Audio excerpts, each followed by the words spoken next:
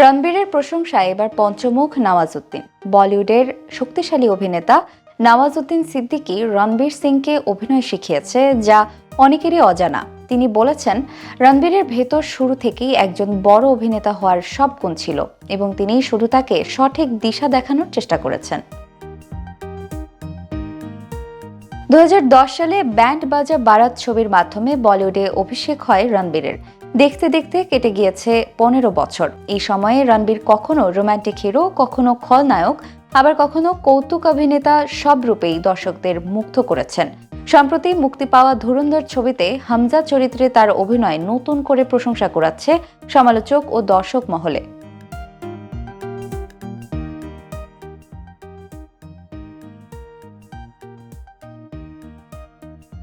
National school of ড্রামার প্রাক্তনী নওয়াজ তখন নিজেও বলিউডে নিজের জায়গা পাকাপোক্ত করার সংগ্রামে ছিলেন।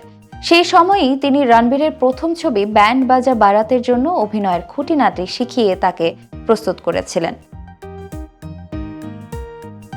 নওয়াজুদ্দিন স্মৃতিচারণে জানিয়েছেন, বিট্টু শর্মা চরিত্রের জন্য রণবীরকে বেশ কিছুদিন অভিনয়ের কর্মশালা বা ওয়ার্কশপ করিয়েছিলেন। তবে তিনি জোর দিয়েছেন, শুধু ওয়ার্কশপ করলেই কেউ অভিনেতা হয়ে যায় না। রণবীরের নিজস্ব প্রতিভা, পরিশ্রম এবং আত্মবিশ্বাসী তাকে আজ এই অবস্থানে নিয়ে এসেছে। নওয়াজ আরও বলেন, একজন শিক্ষক হিসেবে আমি কেবল দক্ষতা ব্যবহারের উপায় দেখাতে পারি, কিন্তু ক্যামেরার সামনে দাঁড়িয়ে চরিত্রকে জীবন্ত করে তুলতে হয় অভিনেতাকেই। রণবীর সেটা দারুণভাবে পেরেছে। তিনি বারবার উল্লেখ করেছেন যে রণবীরের মধ্যে সেই সূচনা লগ্ন থেকেই একজন বড় অভিনেতা হওয়ার সমস্ত গুণাবলী ছিল এবং আজকের সাফল্য তার নিজস্ব প্রতিভা ও পরিশ্রমের ফল।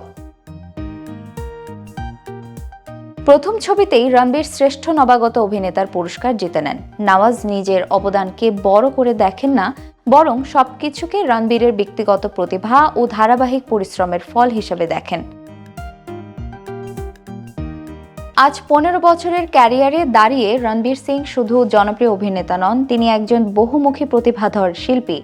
আর তার এই সাফল্যের নেপথ্যে রয়েছে নওয়াজুদ্দিন সিদ্দিকীর মতো একজন নীরব গুরুর অবদান, যিনি তার ছাত্রকে পথ দেখিয়েছেন, কিন্তু সাফল্য অর্জন করতে দিয়েছেন তার নিজের ক্ষমতা ও প্রতিভার মাধ্যমে।